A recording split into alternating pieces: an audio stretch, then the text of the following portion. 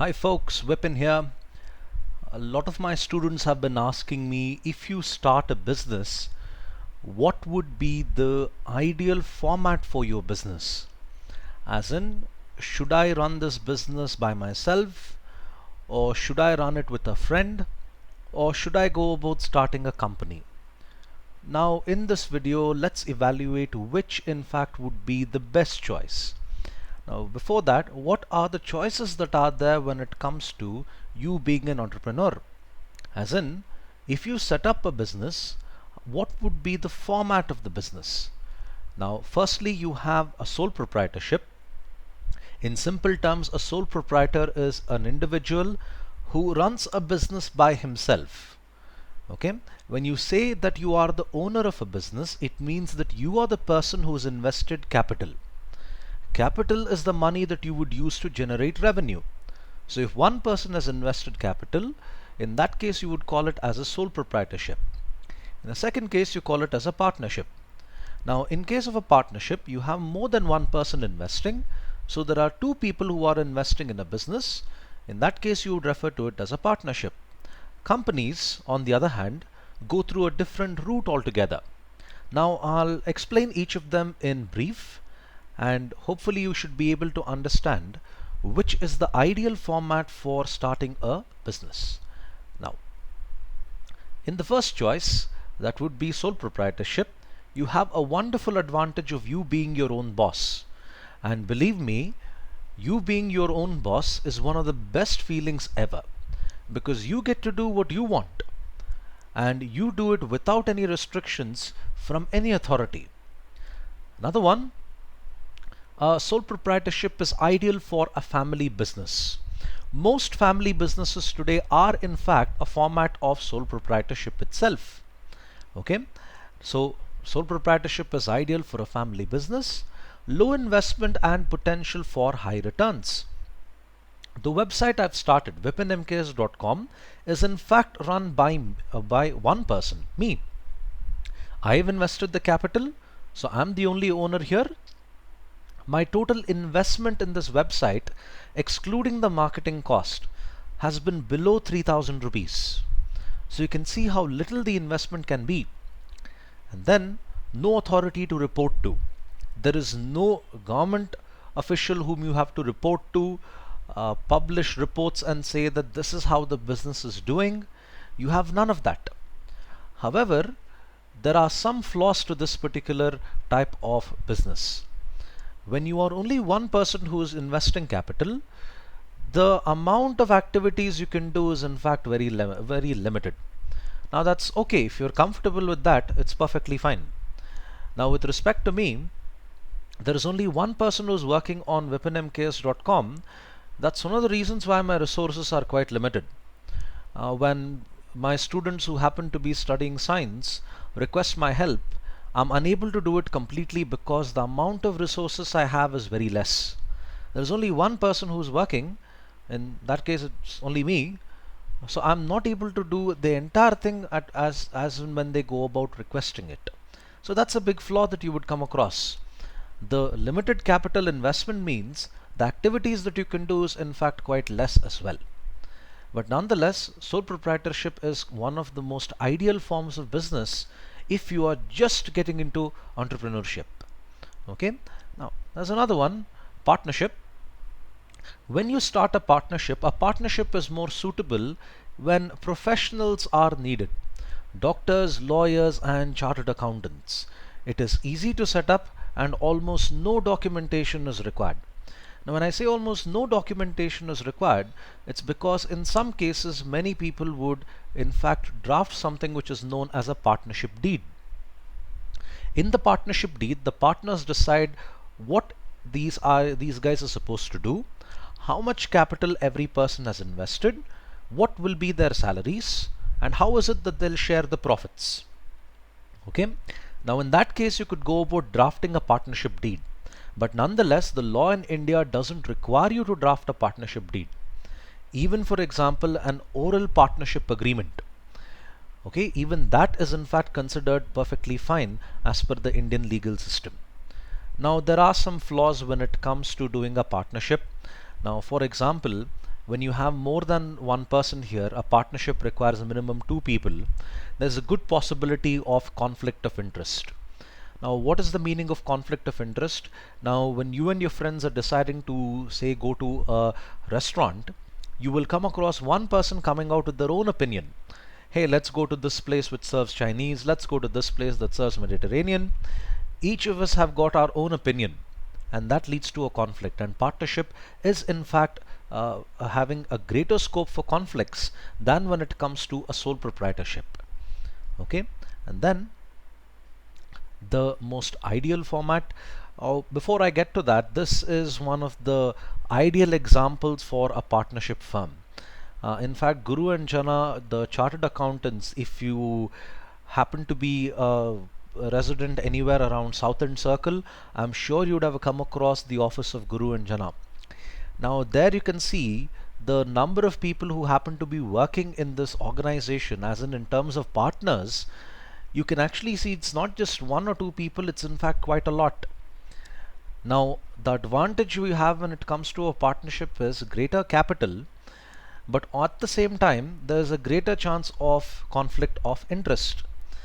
Now, although you have more people here, more people means it results to greater specialization. Now, I'm guessing the chartered accountants you see in the picture there, each person is an expert in a different field. One person might be an expert in indirect taxes, particularly excise. Another person might be an expert in sales tax. Another person might be an expert in auditing. Another person might be an expert in direct tax. One authority on VAT. So each of the people there could have their own expertise. That's a very, very cool advantage you would be able to get in a partnership. Now remember, when I'm working on my website, my knowledge is mostly restricted to commerce. When I go about making science notes, I need to confirm with students and check. That's because I'm not an expert in science, not yet at least. However, in a partnership, you have many people working and many experts working together. The quality of work you come across is significantly better than what you would come across when it comes to a sole proprietorship. Okay, so what is the next format when it comes to establishing a business? A company. You've always heard of this very, very cool phrase, CEO, Chief Executive Officer. Now, you can't really call yourself as a CEO if you happen to be part of a sole proprietorship. It's ideal when you go about doing a company. Now, in case of a sole proprietorship and a partnership, you can start these businesses without taking permission from Government of India. I mean, for some types of businesses you have to take a permission, but in most cases you need not. Okay. Now, when it comes to a company, you have to go through the procedures as per the Companies Act of 1956.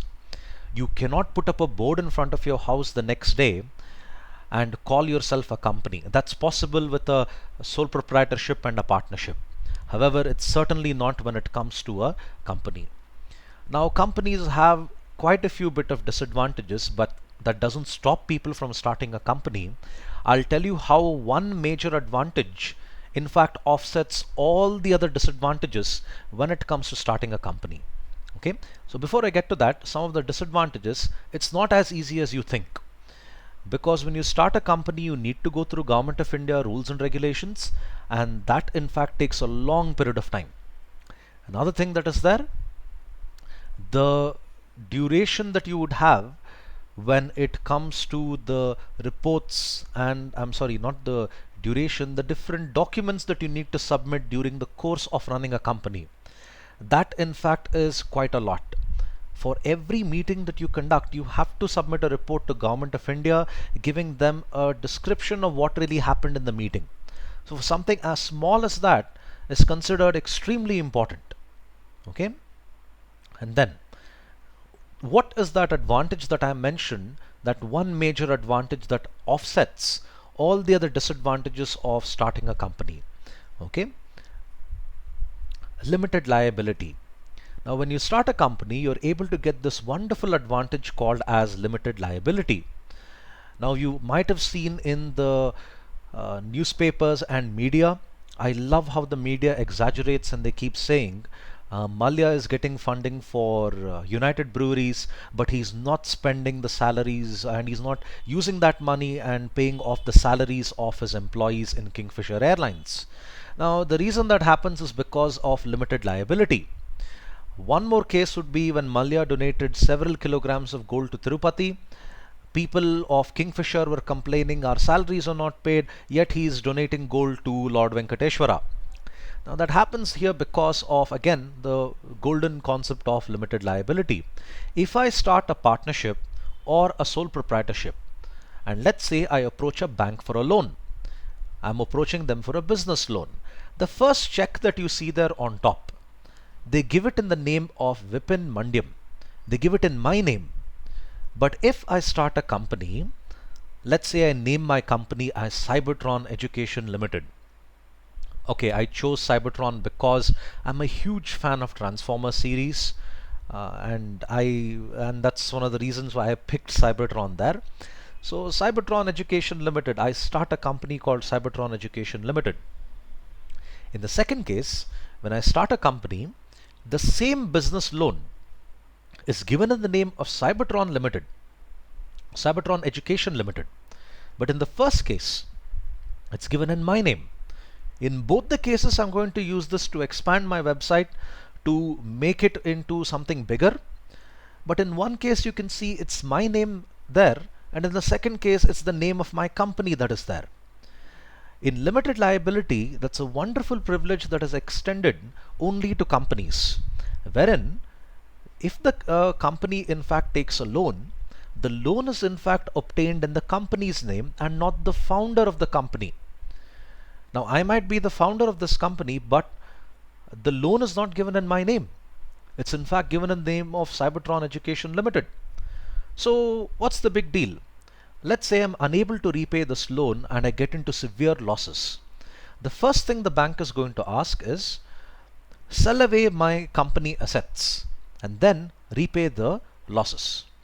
Now, I'm currently running my business from my home, and this house that I'm currently staying happens to be in the name of my mum.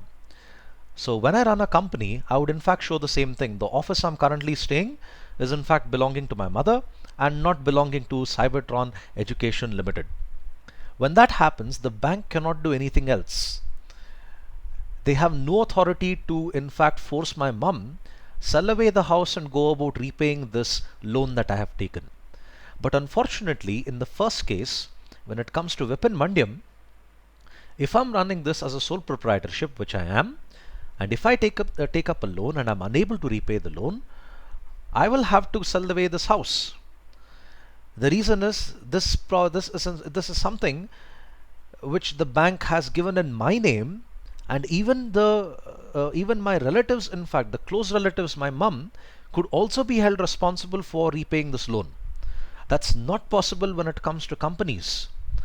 That's not possible when it comes to companies. You cannot ask the founders of the company to repay the loan unless and until the loan they have taken is in their own name. But very cleverly, they will never take the loan in their name. They'll in fact take it in the name of a company. Which brings me to another important advantage. Companies have got something called as artificial person. Meaning, just like how you and I can open a bank account in our name, a company, although is a non-living entity, can also open a bank account in their own name. So this is one of the points of artificial person. Now, as you can see, company format of ownership is in fact considered to be the most advantageous. If you're patient enough to go through the procedures of Companies Act and establish yourself as a limited liability company, then a large part of your problems in fact get settled. Although sole proprietorship and partnership have their own advantages, one major advantage of companies, according to me, supersedes everything else. I hope this video made clear on which business format is ideal when you start your own. I strongly recommend my students to take up entrepreneurship, because believe me, when you do your own business, when you do what you like, there is no feeling in the world that is better than that. Thank you for your time. Have a nice day and do subscribe to my videos. Bye.